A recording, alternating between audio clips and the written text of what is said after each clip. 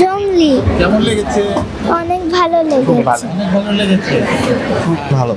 জংলি? হ্যাঁ, জংলি খুব সুন্দর এবং সবারই চোখের পানি সবাই কেউ রাখতে পারে নাই, খুব সুন্দর ছবি।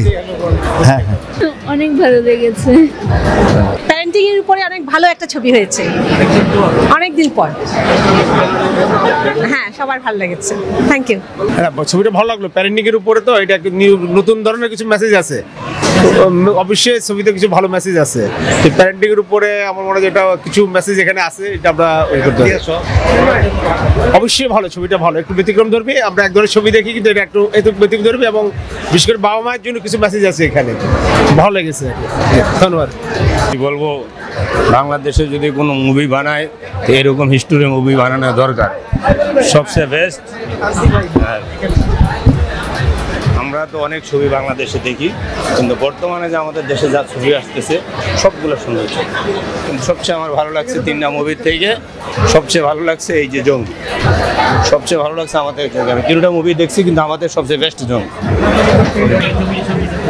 আসলে কষ্টের সিনেমা তো, অনেক কষ্ট। আর শিক্ষণীয় অনেক কিছু রয়েছে এখানে।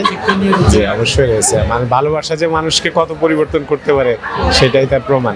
খুব ভালো লাগছে ছবিটা, অনেক সুন্দর লাগছে এবং সবাইকে মানে দেখার জন্য অনুরোধ করতেছি যে ছবিটা যেন একবার হলেও দেখে।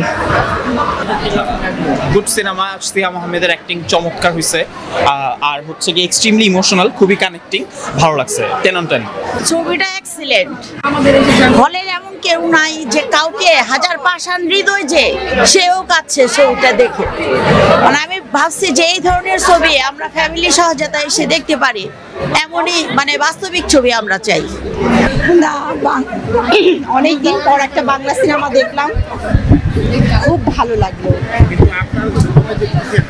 আমরা হাসতেছি কারণ এটা আমাদের ফ্রেন্ডের একটা বার্থডে ট্রিট ছিল, সেই জন্য হাসতেছি। বাট কান্না করেছি, এত কান্না করেছি যে মানে কি বলবো। আর আমি নিজে একজন মা, তো ছবিটা দেখে আসলে মানে থাকতে পারি নাই। আসলে মানে চমৎকার একটা সিনেমা, পরিবার নিয়ে দেখার মতো একটা সিনেমা।